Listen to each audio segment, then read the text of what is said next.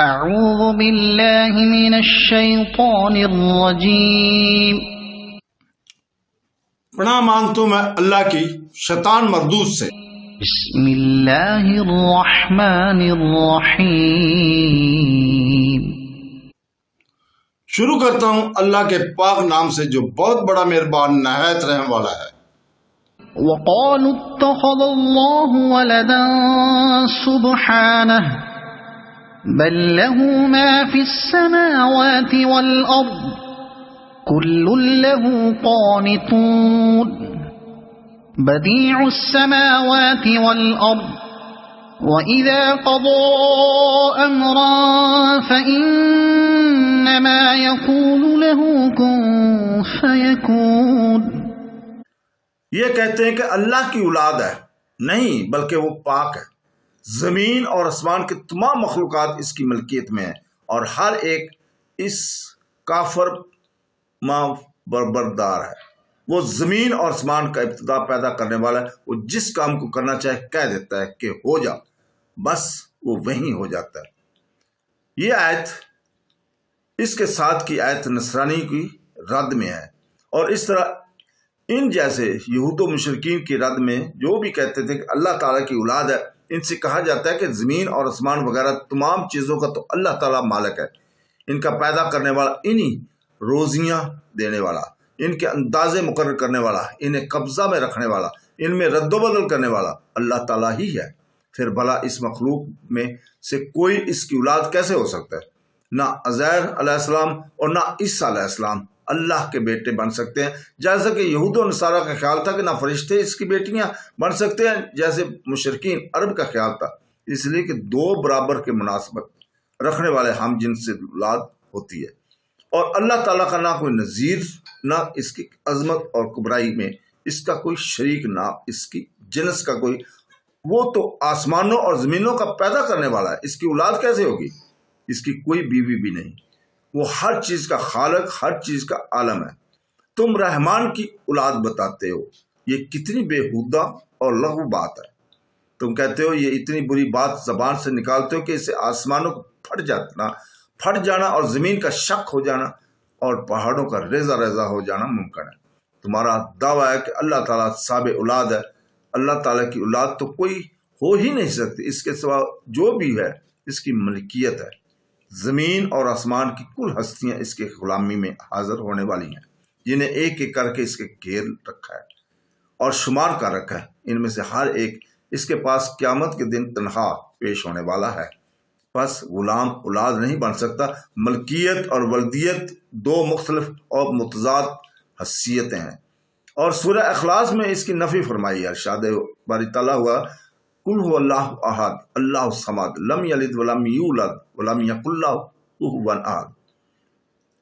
کہہ دو کہ اللہ ایک ہی ہے، اللہ بے نیاز ہے، اس کی کوئی اولاد ہے اور نہ ماں باپ، اس کا ہم جنس کوئی نہیں۔ ان آیات اور ان جیسی اور آیات میں اس خالق کا کائنات نے اپنی تسبیح اور تقدس بیان فرمائی ہے، اپنا بے نظیر، بے مثل اور لا شریک ہونا ثابت کیا، اور ان مشرکین کے اس گندے عقیدے کا بطلان کیا اور بتایا کہ وہ تو سب کا خالق اور رب ہے۔ پھر اس کی اولاد اور بیٹیاں کہاں سے ہوں گی؟ سورہ بقرہ کی اس آیت کی تفسیر میں صحیح بخاری کی ایک اور حدیث قدسی میں ہے کہ اللہ تعالیٰ فرماتا ہے مجھے ابن آدم جھٹلاتا ہے، اسے یہ لائق نہ تھا، مجھے وہ گالیاں دیتا ہے، اسے یہ نہیں چاہیے تھا۔ اس کا جھٹلانا تو یہ ہے کہ وہ خیال کر بیٹھتا ہے کہ میں اسے مار ڈالنے کے بعد پھر زندہ کرنے میں پر قادر نہیں ہوں، اور اس کا گالیاں دینا یہ ہے کہ وہ میری اولاد بتاتا ہے، حالانکہ میں پاک ہوں اور بلند و بالا ہوں اس سے کہ میری اولاد اور بیوی ہو۔ یہی حدیث دوسری سندوں سے اور کتابوں میں بھی با اختلاف ہے، الفاظ مروی ہیں۔ بخاری و مسلم میں ہے، حضور پاک صلی اللہ علیہ وسلم فرماتے ہیں کہ بری باتیں سن کر صبر کرنے میں اللہ تعالیٰ سے زیادہ کوئی نہیں۔ لوگ اس کی اولادیں بتائیں اور وہ انہیں رزق اور عافیت دیتا رہے۔ پھر فرمایا ہر چیز اس کی اطاعت گزار ہے، اس کی غلامی کی اقراری ہے، اس کے لیے اخلاص کرنے والی ہے، اس کی سرکار میں قیامت کے روز دست بدستہ کھڑی ہونے والی، اور دنیا عبادت گزار جس کو کہے یوں ہو اس طرح بن وہ اسی طرح ہو جاتی ہے اور بن جاتی ہے۔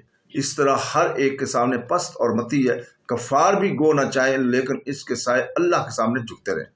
قرآن پاک نے اور جگہ فرمایا ہے آسمان اور زمین کی کچھ چیزیں خوشی اور ناخوشی اللہ تعالیٰ کو سجدہ کرتی ہیں، ان کے سینے صبح و شام جھکتے رہتے ہیں۔ ایک حدیث میں مروی ہے کہ جہاں کہیں قرآن پاک میں قنوت کا لفظ ہے وہاں مراد اطاعت ہے، لیکن اس کا مرفوع ہونا صحیح نہیں، صحیح ممکن ہے۔